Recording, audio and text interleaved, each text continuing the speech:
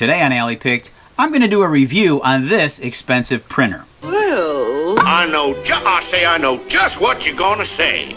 Why, you might ask? You're a cheapskate. That's true. So why would I spend nearly $400 on a printer? This is the most money that I have ever spent on a printer in my life. Now, I do have an ulterior motive. Let me tell you what that is.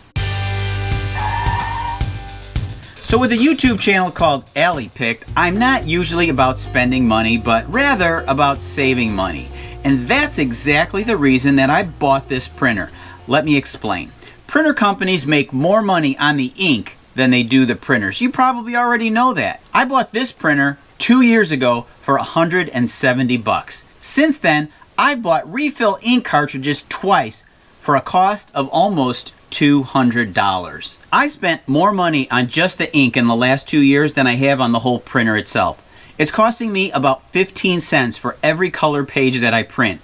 And now I need more ink because my levels are low once again. So before investing another $100 on ink, I decided to buy this. The reason is because of the ink. This printer uses refillable ink cartridges from bottles like this, and you refill them yourself. This thing comes with a full set of ink bottles.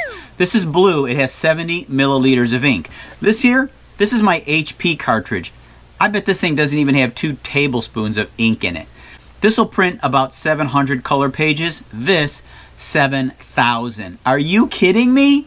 I didn't even know these printers existed. There's even some lower cost models with some less features if that's something you're interested. So I'm really looking forward to not buying ink every 6 months. Now, they do sell cheaper cartridges, some knockoffs, but with those I found they're hit or miss. Sometimes they work, sometimes you're just wasting your money with those as well. I always buy the HP cartridges because I never have a problem. But man, at $100 every time I need ink, that's just ridiculous. I won't spend a ton of time going over the details to install this, but I will say that it's more complicated than my HP printer. I downloaded the Epson app on my phone, and then I went through the setup process. Part of that is to install these large bottles of ink. There's 2 cheaper models of this type of Epson printer. I chose this one mainly because of the 250 sheet front-loading paper tray capacity.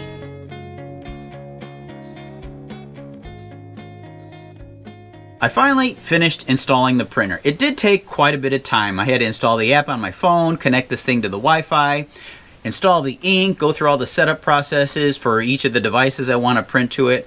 It did take quite a bit of time. A few negatives about this printer.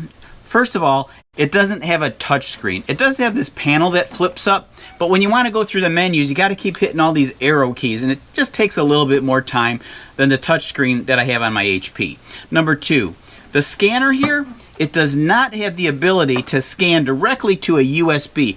It's kind of a pain. You have to scan over the Wi-Fi to your computer, and it just takes a lot longer than plugging this thing in, hitting a button, and saving it right directly to this. So I do like that on my HP as well. The third issue is that it prints slow. Not like crazy slow. If this were your first printer, you wouldn't even notice it. But my HP printed about 22 to 30 pages per minute. This thing does about 15.